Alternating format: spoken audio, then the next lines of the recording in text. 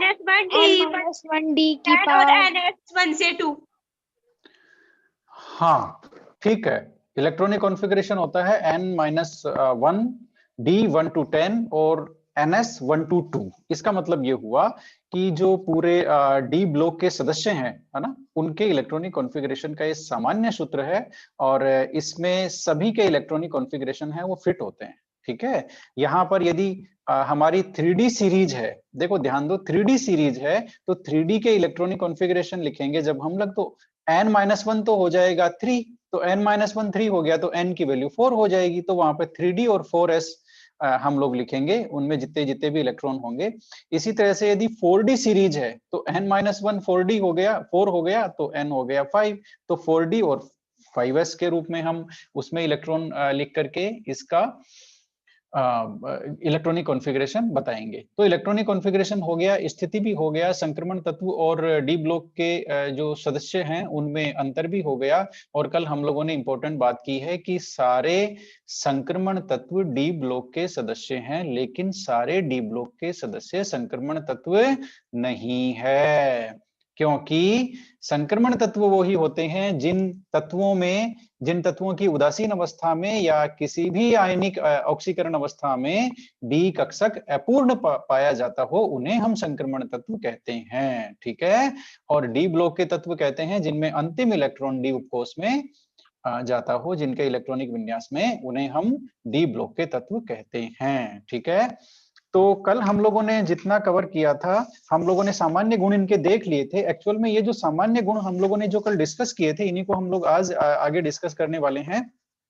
ठीक है, और कल हम लोगों ने एक और इम्पोर्टेंट जो क्वेश्चन लिया था वो था क्रोमियम और कॉपर का इलेक्ट्रॉनिक कॉन्फ़िगरेशन, जो अपवाद स्वरूप अर्ध भरे और पूर्ण भरे कक्षकों की जो स्थायित्व है वो ज्यादा होने की वजह से उनका जो इलेक्ट्रॉनिक कॉन्फ़िगरेशन है वो थोड़ा सा अलग होता है। 4s से एक इलेक्ट्रॉन कहाँ चला जाता है, बोलना जरा। कॉपर और क्रोमियम में 4s से एक इलेक्ट्रॉन कहाँ ट्रांसफर हो जाता है? 3D में। 3D में। क्यों भाई, क्यों ट्रांसफर हो जाता है? अर्धपूरित और पूर्ण पूरित कक्षकों का स्थायित्व अधिक होता है। ठीक है, इसका एक कारण और भी है, एक कारण और भी है इसका।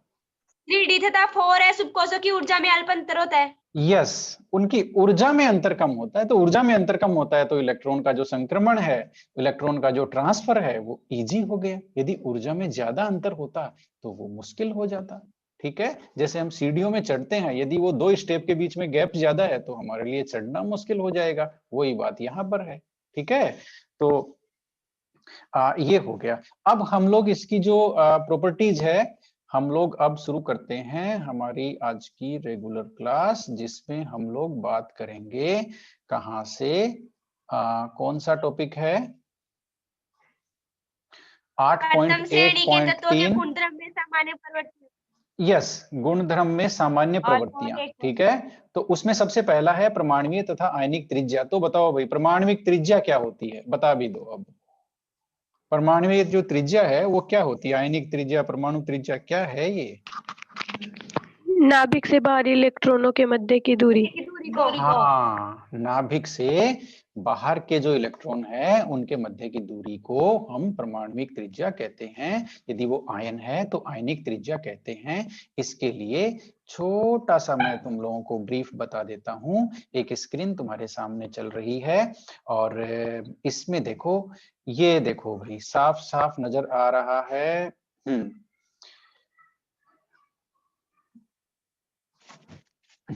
ये देखो दो एटम दिख रहे हैं, क्लोरीन और मैग्नीशियम, है ना। तो इनमें जो बाह्यतम कक्षक में जो इलेक्ट्रॉन है, जो इनका बाह्यतम इलेक्ट्रॉन है, उसकी नाभिक से जो दूरी है, जिसको तीर से दिखाया हुआ है ना, है ना, वो ही यहाँ पर क्या है, यहाँ पर हम इस तरह से ले लेंगे, जैसे बाह्यतम कक्षक में जो इलेक्ट्रॉन है ये रहा, और ये थोड़ा सा चला गया इधर, इसको लाएंगे हम।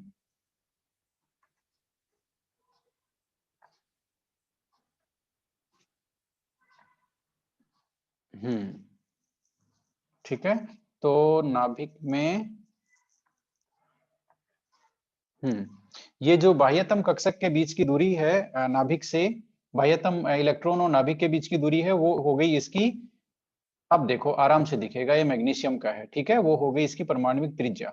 अब जो त्रिज्या होती है, त्रिज्या का पेरियोडिक टेबल में ट्रेंड क्या है भाई, बताना जरा, जो आपके सामने है। घटती किधर है? दाएं से बाएं जाने पर क्या होती है? बोलो, क्या लिखा हुआ है? घटती है। और नीचे से ऊपर जाने पर बढ़ रही है। नहीं, ये तो सही नहीं है ना? बताओ भाई, क्या ट्रेंड है इसमें? थोड़ी सी मिस्टेक है, बोलो। पेरियोडिक दाएं से टेबल बाएं में जाने पर बढ़ती है और नीचे से ऊपर जाने पर घटती है। वेरी नीचे गुड, नीचे से ये ऊपर तो जाने पर बहुत ही गलत हो गया, है ना? बोलो भाई बोलो, पेरियोडिक टेबल के ट्रेंड्स क्या हैं, बताओ। पेरियोडिक टेबल के ट्रेंड्स क्या हैं? दाएं से दाएं जाने पर बढ़ती है सर। ठीक है, अभी देते हैं। चलो, ये हो गई हमारी पेरियोडिक टेबल, इसी तरह की होती है शायद। ये लो, ठीक है।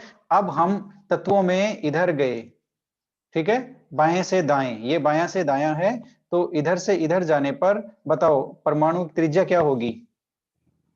बोलो, बढ़ेगी ना या घटेगी? बढ़ेगी। घटती है, ठीक है।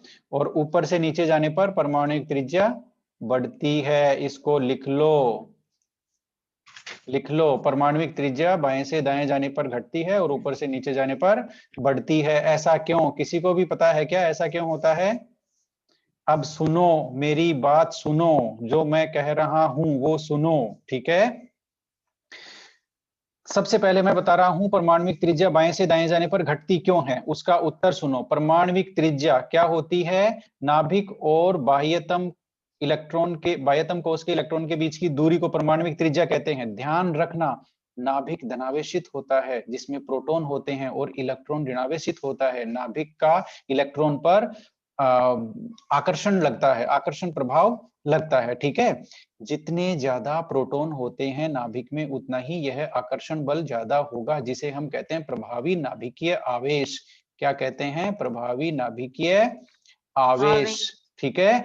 अब जितने ज्यादा प्रोटॉनों की संख्या होगी, प्रभावी नाभिकीय आवेश उतना ही ज्यादा होगा, यानी कि नाभिक का इलेक्ट्रॉन पर आकर्षण बल उतना ही ज्यादा लगेगा और साइज छोटी होती चली जाएगी। बात समझ में आई? जितना ज्यादा आकर्षण बल होगा, इलेक्ट्रॉन अंदर की तरफ खिंचते चले जाएंगे और परमाणु का आकार छोटा होता चला जाएगा।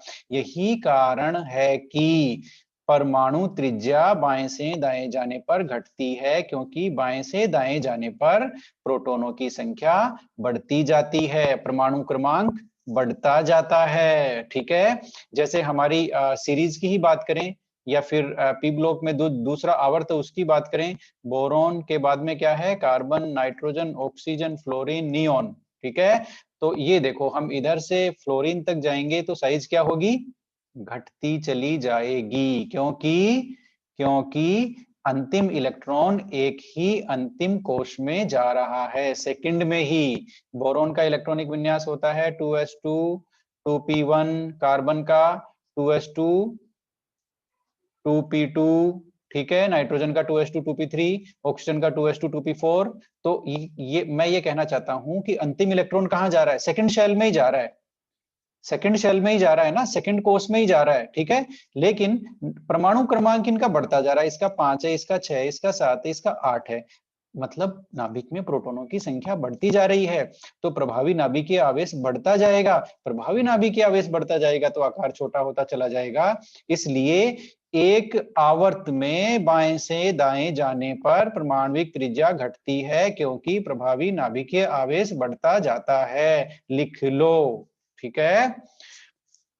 अब हम लोग एक ग्रुप में क्यों, एक समूह में क्यों परमाणुिक त्रिज्या बढ़ती है वह देखते हैं। उसका उदाहरण बहुत सिंपल सा है, क्योंकि चलो हम एग्जांपल लेते हैं हाइड्रोजन का। हाइड्रोजन के नीचे है लिथियम और लिथियम के नीचे है सोडियम, ये पोटेशियम। अब इनका मैं इलेक्ट्रॉनिक विन्यास लिख रहा हूं, देखो इसका 1s1 और इसका है 1s2 और 2s1, है ना। इसका है 3s1 और इसका है 4s1, ठीक है। तो ये देखो, इनमें क्या बढ़ते जा रहे हैं? कोष बढ़ते जा रहे हैं। अंतिम कोष देखो, इसमें एक ही कोष है, इसमें 2 कोश हैं, इसमें 3 है, इसमें 4 है। तो जैसे जैसे हम नीचे जा रहे हैं, ध्यान दो, एक समूह में जैसे जैसे हम नीचे जाते हैं तो कोषों की संख्या बढ़ती जाती है, जिससे बाह्यतम इलेक्ट्रॉन और नाभिक के बीच की दूरी बढ़ती जाती है, जिससे त्रिज्या बढ़ती जाती है। ठीक है, ये देखो, मैं हाइड्रोजन में एक कोष बनाऊं, ये लो भाई एक कोष, ये बीच में नाभिक, इसमें मेरे को 2 कोष बनाने पड़ेंगे, ये लो भाई 2 कोष और ये बीच में नाभिक, इसमें 3 कोष बनाऊंगा, पहला, दूसरा और ये तीसरा, ये और बड़ा हो गया।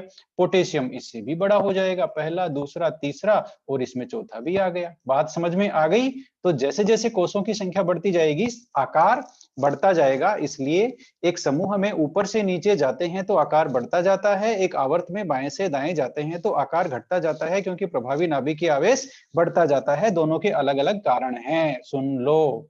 ठीक है, ये तो हो गई एक बात। अब हमारा जो संक्रमण तत्व है, संक्रमण तत्वों में क्या ट्रेंड है भाई, क्या हालत है संक्रमण तत्वों में आकार का, तो वो बताओ भाई। संक्रमण तत्वों के लिए आकार के लिए क्या बात लिखी हुई है, बताना जरा, बोलो। ये बहुत इंपॉर्टेंट टॉपिक हम लोग कर रहे हैं, ध्यान रखना। बताओ, संक्रमण तत्वों में आकार की क्या हालत है, बढ़ता है, घटता है, क्या होता है, बताओ।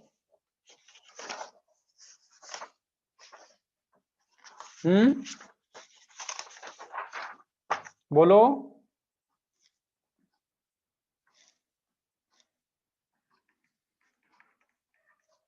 संक्रमण तत्वों के नाम बोलते जाओ। Scandium, titanium, vanadium, chromium, manganese, iron, cobalt, nickel, copper, zinc. ठीक है, परमाणु नंबर तो ध्यान ही है, 21 से लेकर लास्ट कौन सा है, 30 तक। जिंक ले लिया हमने 30। ठीक है, अब एक चीज मुझे बताओ, ये जो मैंने लिखा है ये तो आवर्त है। कौन सा आवर्त है ये, चौथा आवर्त है ये। ठीक है, 4th पीरियड है, ये आवर्त है। अब आवर्त में अभी हमने बात करी है, बाएं से दाएं जाने पर क्या होगा भाई, बताना जरा।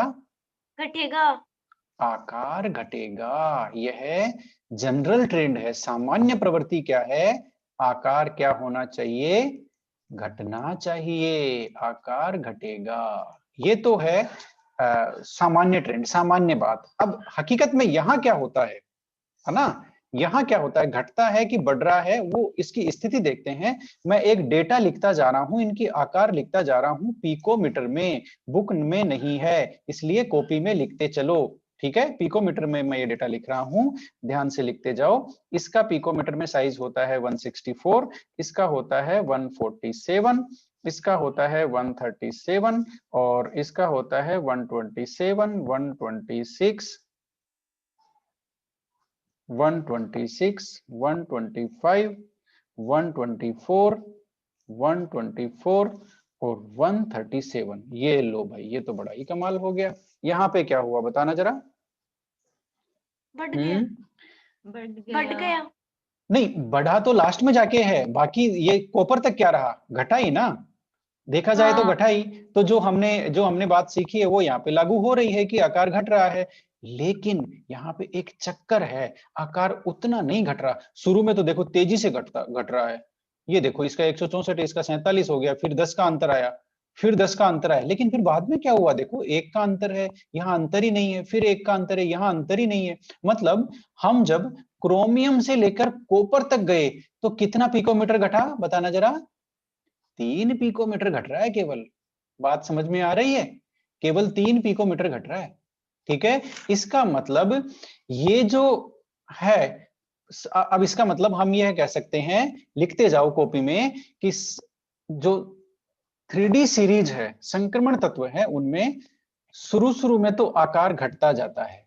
तीर नीचे की तरफ बनाया है, इसका मतलब है आकार घटता जाएगा शुरू में। ठीक है, कहां तक घटा, क्रोमियम तक घटा, क्रोमियम तक घट रहा है देखो अच्छी तरह से। उसके बाद में Mn से लेकर के कॉपर तक लगभग स्थिर है, न बहुत घट रहा है लेकिन बहुत कम घट रहा है। उसे हम कह सकते हैं कि क्रोमियम से लेकर कॉपर तक क्या है, आकार लगभग स्थिर, वो न घट रहा है न बढ़ रहा है। और फिर कॉपर से लेकर जिंक तक हम जैसे ही गए तो फिर बढ़ गया। बात समझ में आ गई। तो स्कैंडियम से क्रोमियम तक गए तो घटा, क्रोमियम से कॉपर तक गए तो लगभग स्थिर रहा, और कॉपर से जिंक तक गए तो बढ़ गया। तो ये तो कहानी कुछ अलग हो गई, जबकि लगातार घटना चाहिए था और बराबर घटना चाहिए था। ठीक है, तो इसका कारण क्या है? इसका कारण बड़ा ही साफ है। इसका कारण आता है इनके इलेक्ट्रॉनिक कॉन्फ़िगरेशन से। देखो बहुत सारे आंसर हैं वो केवल इलेक्ट्रॉनिक कॉन्फ़िगरेशन से आ जाते हैं। ठीक है, तो अब यहां पर एक शब्द आता है, वो है परिरक्षण प्रभाव। ये किसी को पता है क्या? बता दो मुझे, परिरक्षण प्रभाव आता है क्या किसी को? या संयोजी इलेक्ट्रॉन की नाभिक के आकर्षण बल से रक्षा करना। हाँ ठीक है, बात तो तुमने एकदम सही कही है। अब मेरी बात सुनो। ठीक है, एकदम सही परिभाषा बताई है। अब मेरी बात सुनो, परिरक्षण प्रभाव यहाँ पर किस तरह से लागू हो रहा है और वह उसकी वजह से किस तरह से संक्रमण तत्वों का जो आकार है वो सीरीज के मध्य में लगभग स्थिर हो गया और लास्ट में जाके बढ़ गया। ठीक है, तो हम वापस मैं बता देता हूं परिरक्षण प्रभाव किसे कहते हैं। जब किसी परमाणु में ऐसी स्थिति हो, कैसी स्थिति हो, इस तरह की, मान लेते हैं एक परमाणु है हमारे सामने, ये नाभिक है। ठीक है, ये नाभिक हमने बना दिया बीच में। अब ये बाह्यतम इलेक्ट्रॉन है ना, और ये अंदरूनी इलेक्ट्रॉन है। ठीक है, अब क्या करते हैं, इस एटम में इलेक्ट्रॉन बढ़ता है। मान लेते हैं ये परमाणु क्रमांक कोई भी है। ठीक है, मान लेते हैं स्कैंडियम है ये 21, है ना। अब स्कैंडियम तो नहीं लेंगे, चलो एक मैं पहले परिरक्षण प्रभाव बता देता हूं।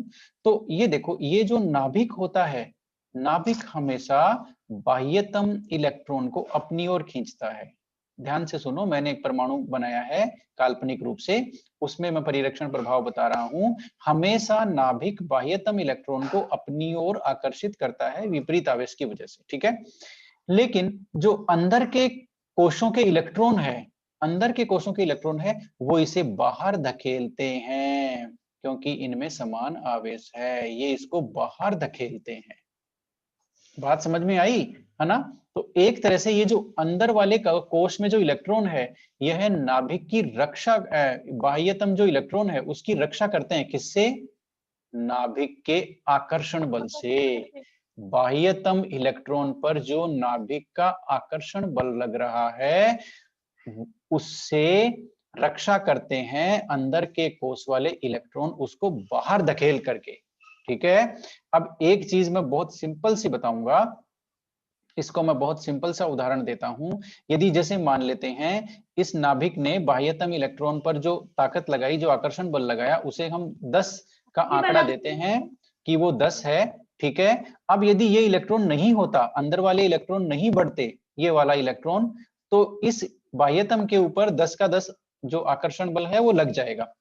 ये होने से क्या है, कुछ उसको कम कर देगा, कुछ कम करेगा। तो यदि इसका प्रतिकर्षण, अंदर वाले इलेक्ट्रॉन का प्रतिकर्षण का मान यदि हम लोग 3 लेते हैं, तो अब बाह्यतम इलेक्ट्रॉन पर कितना आकर्षण बल लग रहा है नाभिक का? केवल 7, क्योंकि 3 को किसने बैलेंस कर दिया? अंदर वाले इलेक्ट्रॉन ने। तो इस तरह से अंदर वाले इलेक्ट्रॉन बाह्यतम इलेक्ट्रॉन की नाभिक के आकर्षण बल से रक्षा करते हैं, इसे कहते हैं परिरक्षण प्रभाव। अब यह यहाँ पर परिरक्षण प्रभाव कैसे लगा, किस तरह से यहाँ पर जो सीरीज है उसके मध्य में इनका आकार स्थिर हो गया, किनका? तत्वों का जो आकार है वो स्थिर हो गया। वो ऐसे हुआ, देखो क्रोमियम शुरू में तो क्या हुआ, इसमें कितना, देखो इसमें इलेक्ट्रॉनिक कॉन्फ़िगरेशन क्या है? 3d और 4s, यही है ना। 3d 1 से लेके 10 तक रहता है और 4s कहां तक जाता है? 1 से लेके 2 तक। अब मुझे ये बताओ कि स्कैंडियम का इलेक्ट्रॉनिक विन्यास हम लिखते हैं 3d1 4s2। अब टाइटेनियम का लिखेंगे तो क्या लिखेंगे? 3d2 4s2। वेनेडियम का 3d3। तो इलेक्ट्रॉन कहां जा रहा है बताना जरा? इलेक्ट्रॉन बाह्यतम कोश में तो नहीं जा रहा, इलेक्ट्रॉन अंदर वाले कोश में जा रहा है, n-1 कोश में जा रहा है, n कोश में नहीं जा रहा। यहाँ n कोश कौन सा है? 4 नंबर, चौथा, जिसका एक ही यहाँ पे उपकोश है, वो है 4s। ठीक है, और इलेक्ट्रॉन जा रहा है 3d में, यानी कि तीसरे कोश में जा रहा है। तो इलेक्ट्रॉन n-1 कोश में जा रहा है। तो इलेक्ट्रॉन अब देखो बढ़ गया, 3d3 यहां हो गया, यहां 3d5 हो जाएगा, 4s1 यहां 3d6 हो जाएगा, 4s2। ठीक है ना, 3d5 ही रहेगा, 3d5 और ये 4s1, ठीक है, नहीं 4s2 हो जाएगा इसमें वापस मैंगनीज में। अब देखो यहां पर क्या हुआ, शुरू में जब स्कैंडियम से क्रोमियम तक चलते हैं तो अंदर वाले कोष में मतलब थर्ड में डी इलेक्ट्रॉनों की संख्या कम होती है, वो उतनी ज्यादा नहीं होती कि बाहर वाले इलेक्ट्रॉन 4s को प्रतिकर्षित कर दे। ध्यान दो मेरी बात को, यहां नाभिक है, ये थर्ड है और ये फोर्थ है, मैं सीधा ही थर्ड और फोर्थ ही बना रहा हूं, ये थर्ड है और ये फोर्थ है। अब यहां जो इलेक्ट्रॉन है फोर्थ में, तो ये जो थर्ड है इसमें अभी इतने ज्यादा इलेक्ट्रॉन नहीं हो रहे कि वो इसको प्रतिकर्षित करके इसके आकर्षण बल से बचा सके, नाभिक के आकर्षण बल से बचा सके, इसलिए शुरू में परिरक्षण प्रभाव लग नहीं रहा। स्कैंडियम में एक ही डी इलेक्ट्रॉन है, वो बचा नहीं पा रहा, यहाँ भी 2 है वो भी कम बचा रहे हैं, यहाँ भी 3 है वो भी उतना नहीं बचा पा रहा, ठीक है। यहां से फिर कहानी स्टार्ट हो गई, जैसे ही डी में 5 इलेक्ट्रॉन हुए वैसे ही यहाँ थर्ड जो कोष है उसमें इतने इलेक्ट्रॉन हो गए सफिशिएंट कि वो अब इस इलेक्ट्रॉन को बाहर धकेलेंगे, यानी कि प्रतिकर्षित करने लग जाएंगे और इलेक्ट्रॉन नाभिक के आकर्षण बल से इसको बचाने लग जाएंगे, तो नाभिक का आकर्षण बल इस पे लगेगा नहीं। अब क्या हुआ देखो आगे, जैसे जैसे डी इलेक्ट्रॉन बढ़ते गए मैंगनीज में, आयरन में, कोबाल्ट में, निकिल में, वैसे वैसे क्या हुआ, ये जो परिरक्षण प्रभाव है, मतलब अंदर वाले इलेक्ट्रॉन, 3 वाले इलेक्ट्रॉन, 4 वाले इलेक्ट्रॉन को जो प्रतिकर्षण कर रहे हैं उस प्रतिकर्षण का मान बढ़ गया। तो जिससे क्या हुआ, जितना इलेक्ट्रॉन इसको बाह्यतम इलेक्ट्रॉन को, जितना नाभिक जितना बाह्यतम इलेक्ट्रॉन को अंदर की ओर खींच रहा है, 3d इलेक्ट्रॉन उतना ही उसको बाहर की ओर धकेल रहे हैं, तो साइज में परिवर्तन 0 आ रहा है या साइज लगभग स्थिर है। बात समझ में आ गई, इस चीज को लिख लो, परिरक्षण प्रभाव की वजह से, लिख लो बीच में क्रोमियम से लेकर कॉपर तक ये साइज लगभग स्थिर रहती है ना इनकी, उसका मैं कारण लिखा रहा हूं, लिख लो, परिरक्षण प्रभाव की वजह से कॉपर से क्रोमियम तक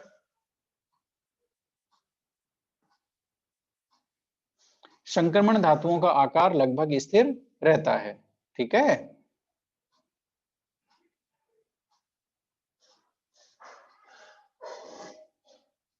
है ना। अब लास्ट में देखो क्या हुआ भाई, लास्ट में जिंक का इलेक्ट्रॉनिक कॉन्फ़िगरेशन क्या है बताना जरा, टाइम हमारे पास थोड़ा सा कम है ना, 3d10 और 4s2 ये है, तो यहाँ पर डी इलेक्ट्रॉन इतने ज्यादा हो गए कि उन्होंने 4s इलेक्ट्रॉनों को बाहर धकेल दिया। मतलब यहाँ जिंक के केस में क्या हुआ, परिरक्षण प्रभाव है ना वो भारी पड़ गया, डी इलेक्ट्रॉनों का जो प्रतिकर्षण बल है बाह्यतम इलेक्ट्रॉन पर वो ज्यादा हो गया, किससे, नाभिक के आकर्षण बल से। तो अब यहाँ साइज कम होनी चाहिए थी लेकिन क्या हो गई, बढ़ गई।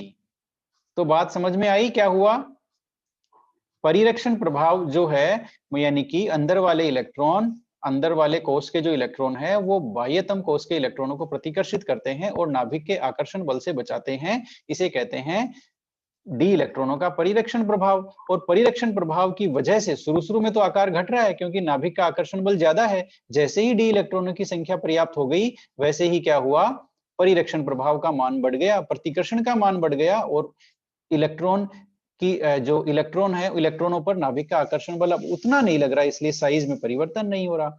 और कॉपर से जिंक में देखो साइज बढ़ी गई, क्यों बढ़ गई, क्योंकि जैसे ही D10 हुआ इलेक्ट्रॉनिक कॉन्फ़िगरेशन जिंक में, वैसे ही अंदर वाले इलेक्ट्रॉन बाहर वाले इलेक्ट्रॉनों को ज्यादा प्रतिकर्षित कर रहे हैं, इवन जो नाभिक का आकर्षण बल लग रहा है उससे भी ज्यादा प्रतिकर्षण बल लग रहा है, इसलिए साइज घटने के बजाय बढ़ गई। तो ये कहानी है साइज की। हमने क्या क्या पढ़ लिया, साइज होती क्या है, ठीक है, और हमने यह पढ़ लिया कि सामान्य रूप से तो आकार घटना चाहिए लेकिन यहाँ पर कुछ कहानी अलग है जिसको हमने व्याख्या की है परिरक्षण प्रभाव के आधार पर, ठीक है। तो ये हुआ हमारा आकार। और इसके बाद में है, अब मैं एक छोटा सा प्रश्न आप लोगों से ले रहा हूं, वो प्रश्न है, मैंने बनाए हैं 2, एक तो बनाया मैंने लिथियम, एक बनाया मैंने लिथियम प्लस। आप लोगों को जुड़ना नहीं है, ठीक है, दोबारा नहीं जुड़ना है, एक बार खत्म क्लास मतलब खत्म। अब देखो लिथियम के मैंने एक तो लिथियम बनाया, एक लिथियम प्लस बनाया, एक मैंने बनाया क्लोरीन, एक मैंने बनाया क्लोरीन प्लस। अब मुझे इनकी आकार का अंतर बताओ, लिथियम और लिथियम प्लस में कौन छोटा है कौन बड़ा है, जल्दी से बता दो भाई, जल्दी बोलो।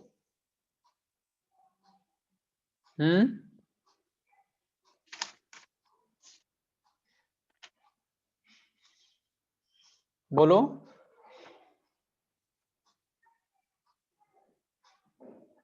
लिथियम और लिथियम प्लस में कौन छोटा है?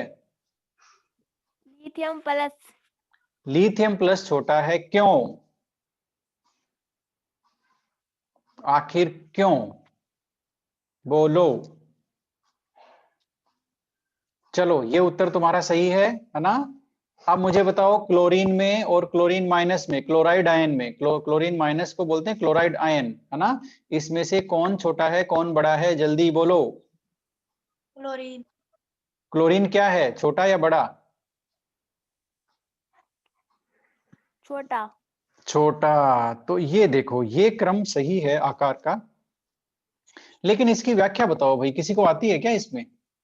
नहीं नहीं आती। किसी किसी को नहीं आती है? किसी को नहीं आती। अब देखो स्क्रीन पे कुछ दिख रहा है, ठीक है? यहां पर ये बता रहा है कि लिथियम से जैसे ही लिथियम प्लस बना तो वो हो गया छोटा, क्लोरीन से जैसे ही क्लोरीन माइनस बना तो वो हो गया बड़ा, ठीक है? हमेशा याद रखना धनायन की साइज उसके उदासीन परमाणु से छोटी होती है, ऋणायन की साइज उसके उदासीन परमाणु से बड़ी होती है। इसको याद रखना हमेशा। उदाहरण तुम्हारे सामने है, इनको बना लो कॉपी में फटाफट, ठीक है? इनको फटाफट कॉपी में बना लो, कौन बड़ा है कौन छोटा है ये तो पता ही चल गया। अब ये क्यों है ये मैं बताता हूं। लिथियम का इलेक्ट्रॉनिक कॉन्फ़िगरेशन हम लिखेंगे तो इसका है 1s2 2s1, ठीक है? और लिथियम प्लस का क्या हो जाएगा, 1s और 2, क्योंकि एक इलेक्ट्रॉन तो चला गया ना, वो प्लस है। धनायन बनाते हैं तो एक इलेक्ट्रॉन जितना आवेश है धनावेश है उतना इलेक्ट्रॉन बाहर कर देते हैं। इसी तरह से क्लोरीन का इलेक्ट्रॉनिक कॉन्फ़िगरेशन क्या हुआ बताना जरा। क्लोरीन का हो गया क्लोरीन का हो गया, अब अंतिम वाला लिख देते हैं, है ना? अंतिम वाला है इसमें 3s2 3p5 और क्लोरीन माइनस का हो गया 3s2 3p6, ठीक है?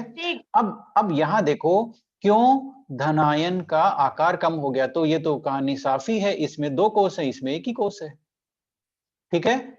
इसमें तो लिथियम में तो दो कोष हैं, लिथियम प्लस में एक ही कोष है, तो वो तो साफ ही हो गया कि लिथियम प्लस छोटा होगा। इसका एक कारण और है भाई, ये वो बड़ा जबरदस्त कारण है, वो क्या है वो सुनो, है ना?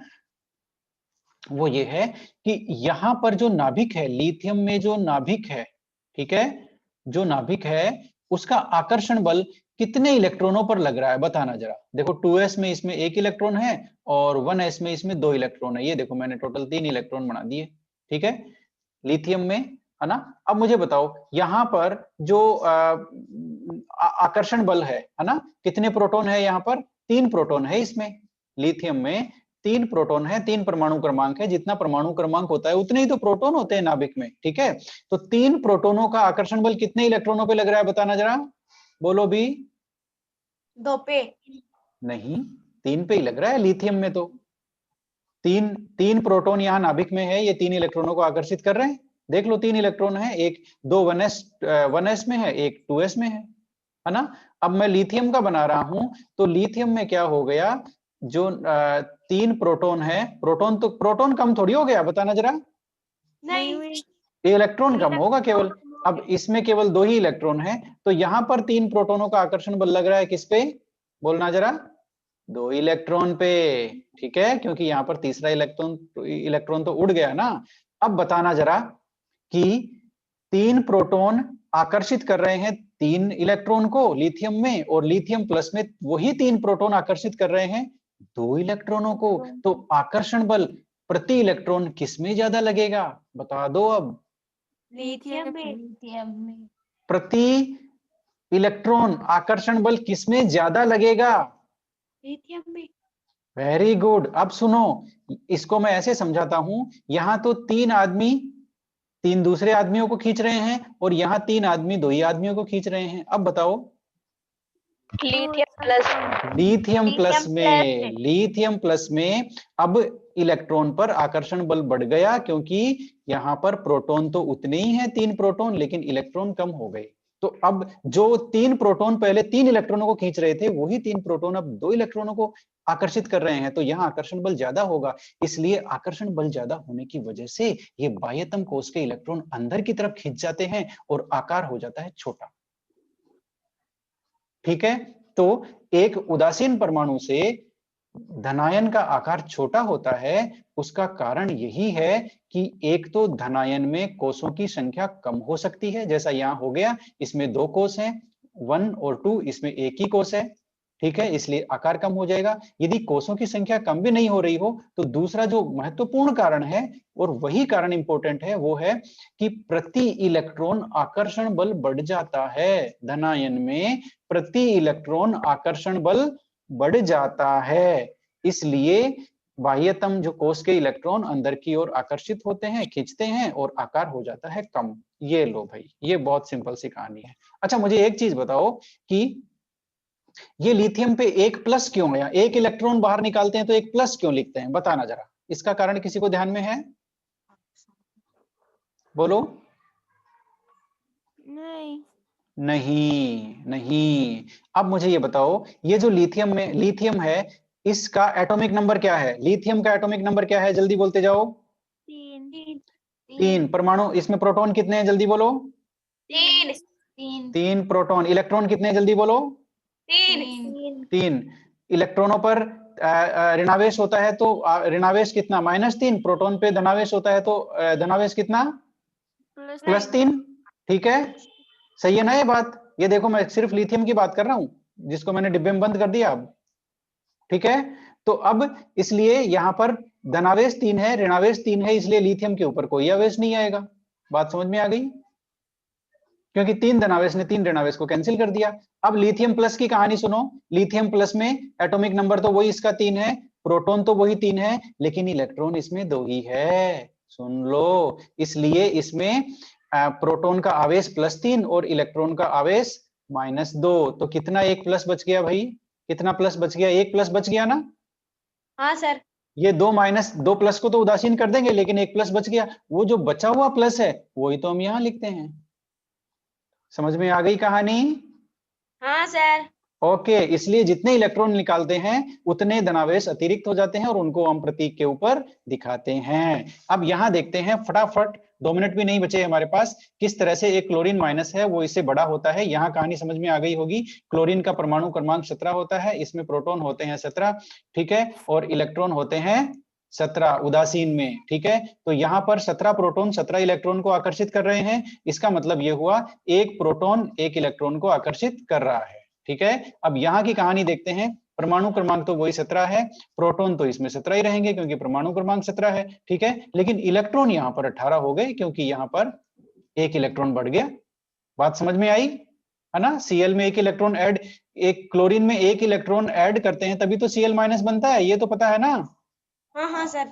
ओके, तो अब ये 18 इलेक्ट्रॉन हो गए। अब यहाँ पर 17 इलेक्ट्रॉन आकर्षित कर रहे हैं, 17 प्रोटॉन आकर्षित कर रहे हैं 18 इलेक्ट्रॉनों को, तो आकर्षण बल कम लगेगा कि ज्यादा लग रहा है? पहले से कम लगेगा। अरे पहले से कम लगेगा। यहां देखो, 17 प्रोटॉन 17 इलेक्ट्रॉन को खींच रहे हैं, बात सही है, लेकिन यहां वही 17 प्रोटॉन 18 इलेक्ट्रॉनों को खींच रहे हैं। अब तो आकर्षण बल प्रति इलेक्ट्रॉन तो कम हो गया। ठीक है ना? इसलिए Cl- में प्रति इलेक्ट्रॉन आकर्षण बल कम होता है नाभिक का, इसलिए इसका आकर्षण बल कम हो गया, तो जो इलेक्ट्रॉन है वो बाहर की ओर जाएगा, उस पर आकर्षण बल कम लग रहा है, तो वो बाहर की ओर प्रतिकर्षित होगा, तो उसकी साइज बढ़ गई। बात समझ में आ गई? तो इसलिए एक ऋणायन का आकार हमेशा ही उसके उदासीन परमाणु से बड़ा होता है, क्योंकि इसमें प्रति इलेक्ट्रॉन आकर्षण बल कम हो जाता है। ठीक है, तो ये है कहानी धनायन की और ऋणायन की। अब यहां पर देखो, इलेक्ट्रॉन हमने ऐड किया तो